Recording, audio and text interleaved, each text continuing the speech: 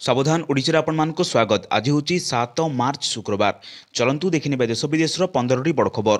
जदि एपर्यंत वीडियो को लाइक करना यथाशीघ्र वीडियो को लाइक करूँ जहाद्वारा एभली गुरुत्वपूर्ण खबर आपण पाखे सर्वोदय पहुँच। नंबर 1 सरिला मैट्रिक परीक्षा। एवं रिजल्ट को अपेक्षा शिक्षा वर्ष 2024-25 मैट्रिक परीक्षा शेष होईछि। आज कौन पिला कॉपी करी धरा पड़ी ना। मार्च 19 रु दशम खाता देखा आरंभ हो। मे प्रथम सप्ताह फल प्रकाश पाइबा ने चेष्टा करा। एने बोर्ड सभापति श्रीकांत तराई सूचना देइचंती। शेष दिन में परीक्षा देइचंती छात्र छात्री। तेबे निर्धारित समय परीक्षा सरीथिला। परीक्षार्थी माने परीक्षा केन्द्र बाहर थिले। शेष परीक्षा सारी केन्द्र बाहर थिया बेले परीक्षार्थी मनरे नाई नथिबा खुशी देखिबाकू मिलिथिला। शेष परीक्षा रे भल प्रदर्शन करथिबाने कहिसंती परीक्षार्थी। एबे खाली रिजल्ट को अपेक्षा करिसंती। नंबर 2 अंगनवाड़ी कर्मी पई खुशी खबर। मिलिबो प्रोत्साहन राशि। सुभद्रा योजना घरे घरे पहुंचाइथिबारु अंगनवाड़ी दीदी और कर्मी को मिलिबो स्वतंत्र पुरस्कार। अंगनवाड़ी कर्मी को मिलिबो 1500 टंका। सहायिका को 500 टंकार पुरस्कार मिलिबो। स्वतंत्र कार्यक्रम में सूचना देइचंती उपमुख्यमंत्री प्रभाती परिडा। गुरुवार महिला अकाउंट को आछि सुभद्रा टंका। प्रथम किस्तिर पंचम पर्याय टंका हिताधिकारी खाता को जाइछि। 2,30,000 रु अधिक नुआ हिताधिकारी सहायता मिली। 115 कोटी रु अधिक टंकार आर्थिक सहायता प्रदान कर उपमुख्यमंत्री। उपमुख्यमंत्री आहरी कहते सशक्त ओडिशा गठन पर बहु लक्षपति दीदी सृष्टि करा जिवो। प्रति गाँव में 5 लाख लेखाएं लक्षपति दीदी सृष्टि करने योजना रही। नंबर 3 महिला खाता गला सुभद्रा टंका। प्रथम किस्तिर पंचम पर्याय टंका हिताधिकारी अकाउंट को डेबिट माध्यम पठागला। बैंक खाता को सीधासख 5,000 टंका पठागला। 2,30,000 रु अधिक नुआ हिताधिकारी प्रदान करागला अर्थराशि। महिला और शिशु विकास सम्मिलनी कक्षर आवास माध्यम टंका बांटिले उपमुख्यमंत्री प्रभाती परिडा। सेपटे आउ दिनक पर अर्थात मार्च 8 तारिख में अंतर्राष्ट्रीय महिला दिवस में सुभद्रा योजना द्वितीय किस्ती टंका मिलिबो। गोटे दिन में 5,000 कोटी प्रदान करेंगे सरकार। ब्रह्मपुर स्वतंत्र कार्यक्रम में द्वितीय किस्ती टंका प्रदान करेंगे मुख्यमंत्री मोहन चरण माझी। अन्यपटे मार्च 31 तारिख जाए सुभद्रा आवेदन प्रक्रिया चलिबो। नंबर 4 ओडिशा रे सुभद्रा हिताधिकारी संख्या 1 कोटी छुईला। खुशी व्यक्त कले केन्द्रमंत्री। सुभद्रा योजना हिताधिकारी संख्या 1 कोटी रु अधिक होगा अवसर में खुशी प्रकाश करछन्ती केन्द्र शिक्षा मंत्री धर्मेन्द्र प्रधान।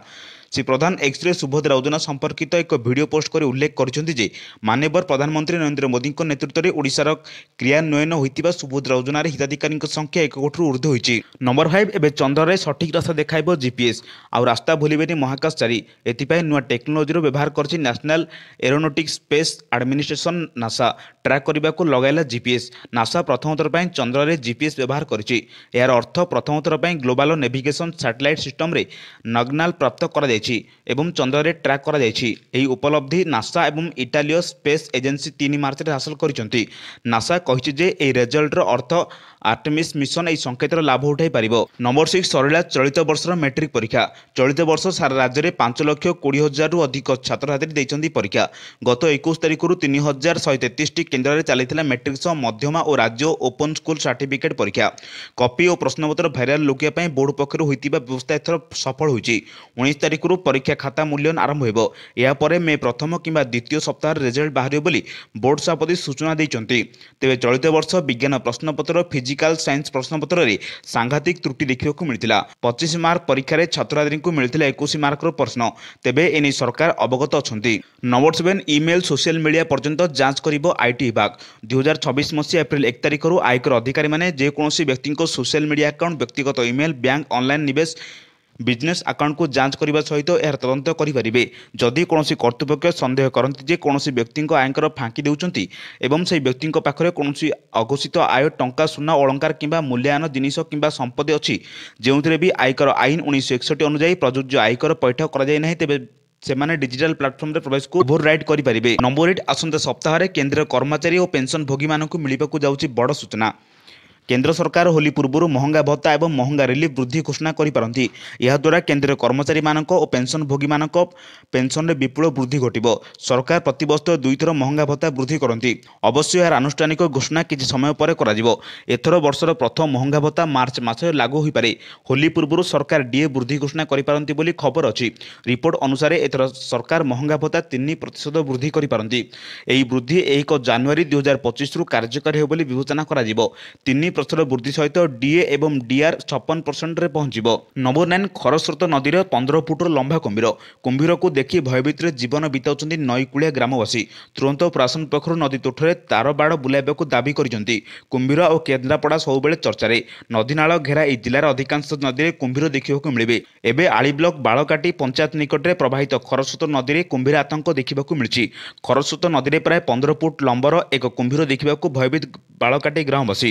ଦୈନନ୍ଦିନ କାର୍ଯ୍ୟ ପାଇଁ ନଈ ଉପରେ ନିର୍ଭର କରୁଥିବା ଲୋକେ ନଦୀକୁ ଯିବାକୁ ଭୟ କରୁଛନ୍ତି।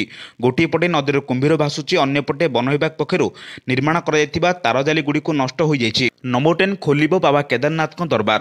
ଏଣିକି ଶ୍ରଦ୍ଧାଳୁଙ୍କୁ କରିବାକୁ ପଡ଼ିବନି କଷ୍ଟ, ଚାଲିବାକୁ ପଡ଼ିବନି 23 କିଲୋମିଟର ଲମ୍ବା ପାହାଡ଼ ରାସ୍ତା। ଆପଣ ବି ଯଦି କେଦାରନାଥ ଯିବା ପାଇଁ ପ୍ଲାନ୍ କରୁଥିବେ ତେବେ ଆପଣଙ୍କ ପାଇଁ ସରକାର ଆଣିଦେଇଛନ୍ତି ଖୁସି ଖବର। କେନ୍ଦ୍ର କ୍ୟାବିନେଟ୍ରେ କେଦାରନାଥ ଏବଂ ହିମକୁଣ୍ଡ ସାହେବ ଯାତ୍ରାକୁ ନେଇ ବଡ଼ ଘୋଷଣା କରାଯାଇଛି। ଖୁବ୍ ଶୀଘ୍ର ଏହି ଦୁଇଟି ସ୍ଥାନରେ ରୋପୱେ ବ୍ୟବସ୍ଥା କରାଯିବ। ଏନେଇ ପ୍ରେସମିଟ୍ ଜରିଆରେ କେନ୍ଦ୍ର ସୂଚନା ପ୍ରସାରଣ ମନ୍ତ୍ରୀ ଅଶ୍ୱିନୀ ବୈଷ୍ଣବ ସୂଚନା ଦେଇଛନ୍ତି। ଶ୍ରଦ୍ଧାଳୁଙ୍କ ପାଇଁ ସୁବିଧା ପାଇଁ କେନ୍ଦ୍ର ସରକାର ବଡ଼ ଉପହାର ଦେଇଛନ୍ତି। ବାବା କେଦାରନାଥଙ୍କ କଠିନ ଯାତ୍ରା ପାଇଁ ଅନେକ ଶ୍ରଦ୍ଧାଳୁ ବାବାଙ୍କ ଦର୍ଶନ ପାଇଁ ଇଚ୍ଛା ଥିଲେ ବି ମନ ବଳାଉ ନାହାନ୍ତି। 23 କିଲୋମିଟର ପାହାଡ଼ ରାସ୍ତା ପାର କଲେ ମିଳିବ ବାବାଙ୍କ ଦର୍ଶନ। ଏଥିପାଇଁ ଲାଗିଥାଏ ପ୍ରାୟ 8ରୁ 9 ଘଣ୍ଟା ସମୟ। ନମ୍ବର 11 କର୍ମଚାରୀ ଭବିଷ୍ୟ ନିଧି ସଂଗଠନ ପକ୍ଷରୁ ନିୟମରେ ବଡ଼ ପରିବର୍ତ୍ତନ ହୋଇଛି। ଏଣିକି ଇପିଏଫ୍ ସଦସ୍ୟମାନେ କୌଣସି ଡକ୍ୟୁମେଣ୍ଟ ଅପଲୋଡ୍ ନକରି ବ୍ୟକ୍ତିଗତ ବିବରଣୀ ସହିତ ସେମାନଙ୍କର ୟୁନିଭର୍ସାଲ ଆକାଉଣ୍ଟ ନମ୍ବରକୁ ଅପଡେଟ୍ କରିପାରିବେ। ଯଦି ୟୁଏଏନ୍ ଆଧାର ସହିତ ଲିଙ୍କ ଥାଏ ତେବେ ଇପିଏଫ୍ ସଦସ୍ୟ କୌଣସି ଡକ୍ୟୁମେଣ୍ଟ ଅପଲୋଡ୍ ନକରି ତାଙ୍କ ଜନ୍ମ ତାରିଖ, ଲିଙ୍ଗ, ଜାତୀୟତା, ପିତା କିମ୍ବା ମାତା ନାମ, ବୈବାହିକ ସ୍ଥିତି, ପତ୍ନୀ କିମ୍ବା ପତ୍ନୀଙ୍କ ନାମ ଯୋଗଦାନ କରି ବ୍ୟକ୍ତିଗତ ବିବରଣୀ ସହିତ ତାଙ୍କର ପ୍ରୋଫାଇଲକୁ ଅପଡେଟ୍ କରିପାରିବେ। ନମ୍ବର 12 ଡକ୍ଟର ଅଜିତ ରତ୍ନାକର ଆରବିଆଇର ନୂଆ ଇଡି ନିଯୁକ୍ତ ଆଗାମୀ 3 ବର୍ଷ ଯାଏଁ ସମ୍ଭାଳିବେ ଦାୟିତ୍ୱ। Reserve bank of India doctor Ajit Ratnakar ଯୋଶୀଙ୍କୁ ନୂଆ କାର୍ଯ୍ୟନିର୍ବାହୀ ନିର୍ଦ୍ଦେଶକ ଭାବେ ନିଯୁକ୍ତି କରିଛି। ଆଗାମୀ 3 ବର୍ଷ ଲାଗି ସେ ଏହି ପଦବୀରେ କାର୍ଯ୍ୟ କରିବେ। ପଦୋନ୍ନତି ପୂର୍ବରୁ ସେ Joshi department of statistics information ମ୍ୟାନେଜମେଣ୍ଟର ପ୍ରମୁଖ ପରାମର୍ଶଦାତା ଭାବେ କାର୍ଯ୍ୟ କରିଥିଲେ। ଡିସିଆଇଏମ୍ ସହ ସେ ଏବେ ବିତ୍ତୀୟ ସ୍ଥିରତା ବିଭାଗ ଦାୟିତ୍ୱରେ ରହିବେ। ନୀତି ନିର୍ଦ୍ଧାରଣ ଲାଗି ପରିସଂଖ୍ୟାନ ଡାଟାର ସଠିକତା ଏବଂ ବିଶ୍ୱସନୀୟତା ସୁନିଶ୍ଚିତ କରିବା ଉପରେ ଶ୍ରୀ ଯୋଶୀ କାର୍ଯ୍ୟ କରିବେ ବୋଲି କହିଛନ୍ତି ଆରବିଆଇ। ଏହା ବାଦ୍ ସେ ବ୍ୟାଙ୍କିଂ କ୍ଷେତ୍ରରେ କ୍ରିଟିକାଲ ଫାଇନାନ୍ସିଆଲ ଷ୍ଟାବିଲିଟି ଦିଗ ଉପରେ ମଧ୍ୟ ଧ୍ୟାନ ରଖିବେ। ନମ୍ବର 13 ଅଷ୍ଟ୍ରେଲିଆ ପାଇଁ ବିପଦ ଆଣିଛି ବାତ୍ୟା ଅଲଫ୍ରେଡ୍। ବାତ୍ୟା ସ୍ଥଳଭାଗ ସ୍ପଷ୍ଟ କରିବା ପୂର୍ବରୁ ଅଷ୍ଟ୍ରେଲିଆର ବିଭିନ୍ନ ସ୍ଥାନରେ ପ୍ରବଳ ପବନ ସହ ବର୍ଷା ଆରମ୍ଭ ହୋଇଯାଇଛି। ବାତ୍ୟାର ଭୟାବହକୁ ନଜର ରଖି ସ୍କୁଲ କଲେଜ ବନ୍ଦ କରିଦିଆଯାଇଛି। ସାର୍ବଜନୀନ ପରିବହନ ବାଧାପ୍ରାପ୍ତ ହୋଇଥିବା ବେଳେ ବିଦ୍ୟୁତ୍ ଯୋଗାଣ ବନ୍ଦ ହୋଇଛି। ସମ୍ଭାବ୍ୟ ବନ୍ୟାକୁ ଦୃଷ୍ଟିରେ ରଖି ଉପକୂଳବର୍ତ୍ତୀ ଅଞ୍ଚଳରେ ଲୋକେ ସୁରକ୍ଷିତ ସ୍ଥାନକୁ ଚାଲିଯାଇଛନ୍ତି।